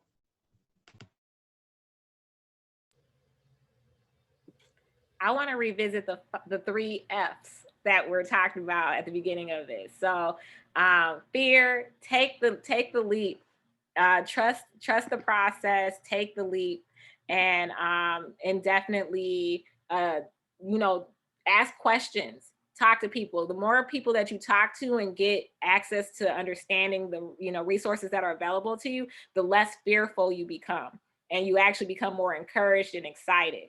So, conquer your fear. Funding, there's money. There are, if my understanding is that Howard University actually has study abroad built into their curriculum. The cost is already paid for in their tuition. People just don't know and don't take advantage of it. So ask when you get ready to go to college or even in your high school, a lot of these public school systems are trying to get more of their youth to go abroad, and they're paying for it. I know DCPS has a program, you apply, it's fully funded. So there's money out there. And if you're not sure where to start, Google. I know Angela says she Googled and she came across a State Department program, and there she was in a study abroad program. And family, set the bar. Right? Like a lot of our families haven't, a lot of us talked about how we were the first in our family to do it. And I say, you have to start somewhere. After I took the leap of faith, I was able to come back and grab my brother and say, let's go, we're going together. And we've gone to another country. We went to Mexico a couple of years ago together after that. And then he went to Amsterdam without me again, didn't even invite me. And so I say to you, set the bar, be the first in your family, and be the person that creates change to become the first and to encourage others so you can open the door for other people. So those are the 3 things that I'll leave you all with. With advice is the 3 F's: fear, funding, family, all can be overcome. Yeah, I'll definitely just jump in to echo all of that. I do know that it can be a very scary thing to think about, like going abroad. It's like, and especially if you're trying to figure this out on your own. For the financial piece, just to give you guys another example, I'll share that I went abroad for 1 year. I did my junior year of college at Spelman abroad. So I was at an all women's college in Japan. And the reason I was able to do this is because Spelman has a full year exchange program with that school. And so I happened to be on scholarship at Spelman, which means I didn't have to pay anything. My scholarship paid Spelman, and then I was actually being paid about $700 a month in a stipend for me to live. So I was essentially being paid to be abroad. So there is definitely money out there. You just have to be very intentional about finding it. And then I'll also just say, sometimes we hear things, we'll have, maybe misconceptions or biases about a place, or, you might be like, oh, I can't go there because they'll treat me like this, or, I heard that everybody here acts like that. It's nothing like going to find out something for yourself.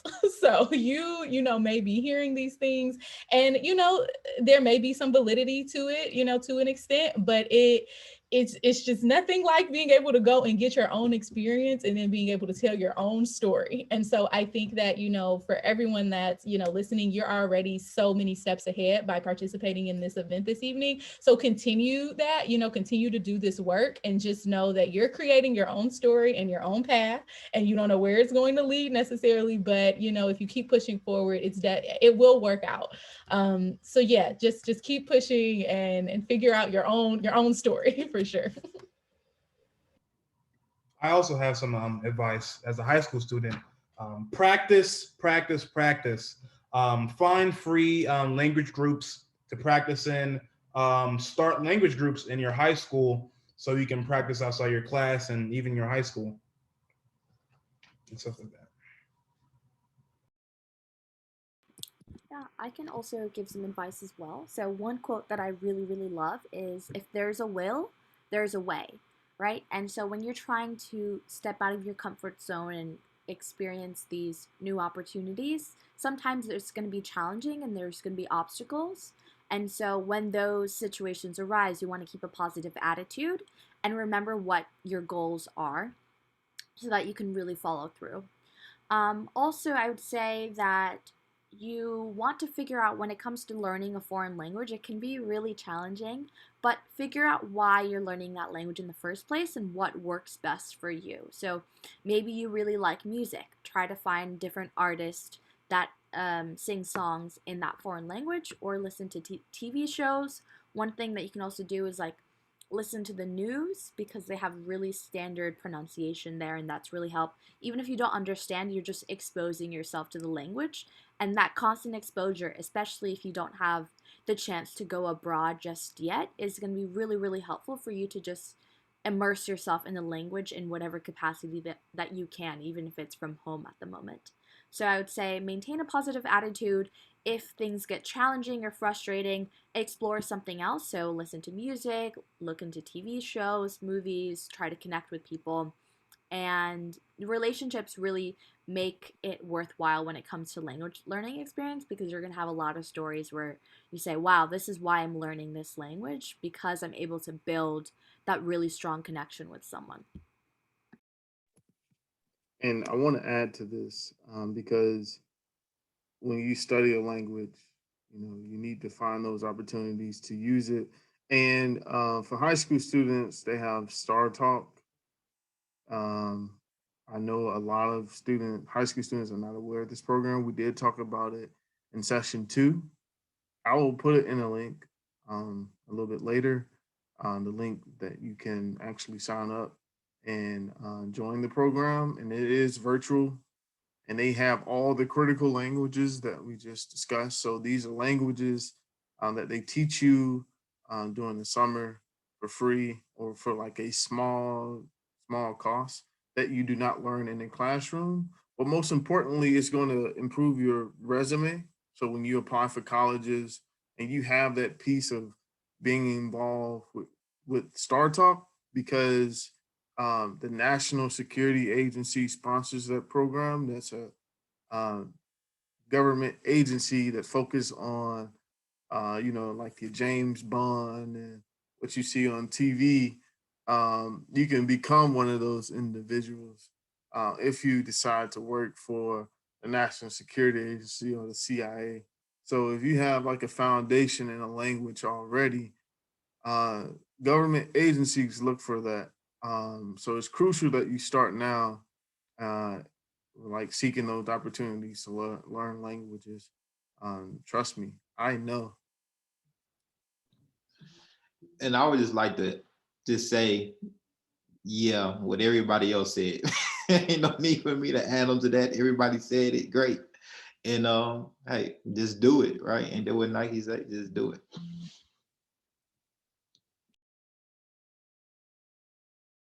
I'll be the last person to be saying a little something. Like everyone said, when there's a will, there's a way.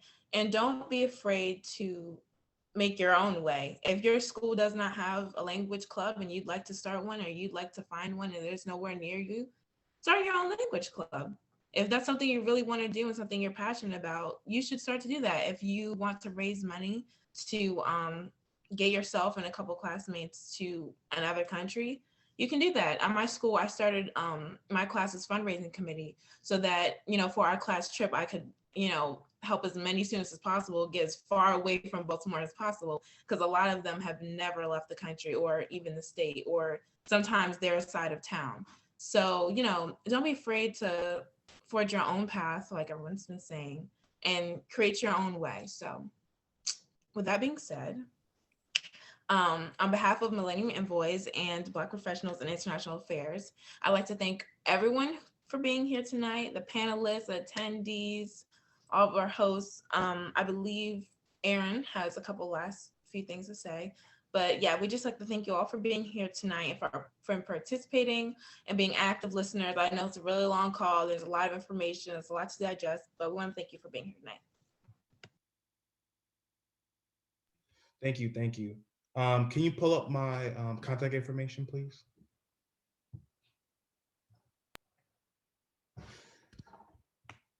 So everyone, thank you so much for joining tonight and listening to our stories. I want to provide my contact information in case you want to reach out to chat about anything. Thank you, Millennium Envoys, for allowing me to share my music for the series. If you enjoyed today's music, please visit my DJ Bagels page on SoundCloud, YouTube, and my website that's on the screen. I encourage all of the students on this call to connect with me on LinkedIn.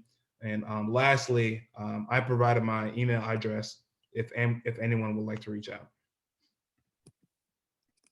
Thank you, Aaron and Gabrielle, for this wonderful evening of joining us, and to all the panelists as well. We really appreciate all of you for sharing your insights on being abroad. I'm sure that you touched a lot of individuals. You even touched me today, even though I have been abroad, because I think I have so much more to experience being abroad. I feel like I want to buy a ticket right now and just explore what's out there, even though it's COVID, to be honest with you. But one last thing that I want to leave with everyone before we go is, you know, don't be afraid of what's out there for you.